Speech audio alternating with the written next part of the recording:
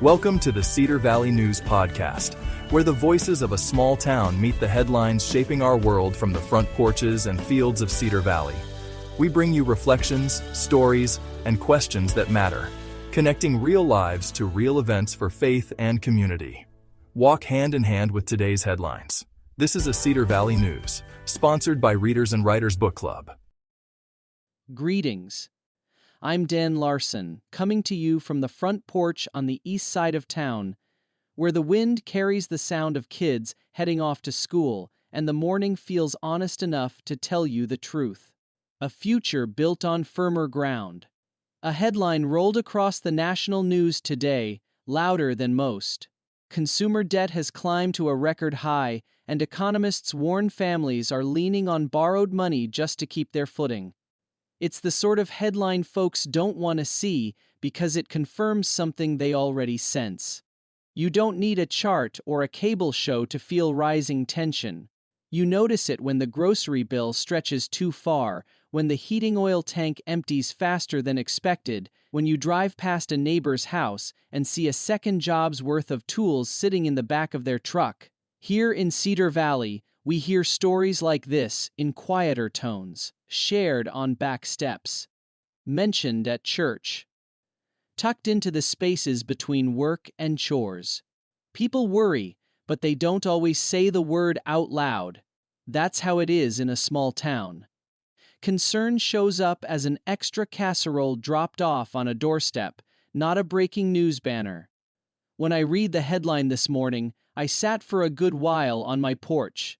My youngest was collecting leaves, piling them high enough for his little sister to jump into. Their laughter rose above the rustling wind, and it struck me how often simple moments steady the worried heart. Faith works that way too. It whispers a reminder. Storms come, but they don't own the sky. I thought about something my father used to say when times were tight. He'd lean back in his chair after dinner, fold his hands, and say, "Hard moments don't make weak people. Weak choices do." He wasn't lecturing. He was anchoring us, teaching us the kind of discipline that protects families long after storms pass. Many in Cedar Valley were raised with a similar truth. It's part of what shaped this place. Debt, financial or otherwise, grows when we stop tending to the daily choices that keep life balanced. It creeps in when responsibilities slip, when attention drifts, when small habits go unattended.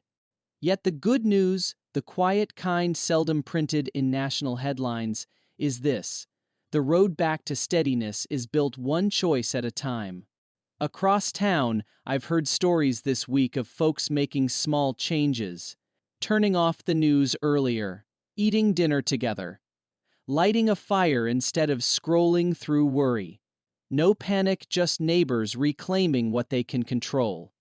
These decisions don't erase economic headlines, but they help families meet them with clear minds and grounded hearts.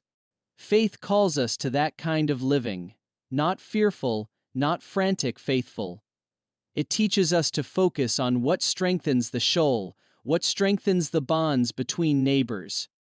And when a whole community leans into that kind of steadiness, storms lose some of their power. As the sun rises over Cedar Valley this morning, porch lights will switch off. Families will step into their day. Some with questions, some with burdens, but also with resolve. Because this town, small, humble, proud, has weathered winds before. And each time the lesson has been the same: resilience grows from strong roots, not easy roads. Thanks for joining me today. I'm Dan Larson, and this has been Quiet Echo from Cedar Valley News.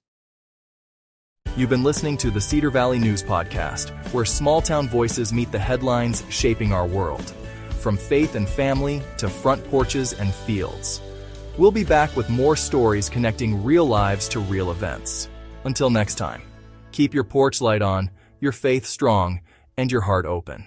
This is Cedar Valley News, sponsored by Readers and Writers Book Club.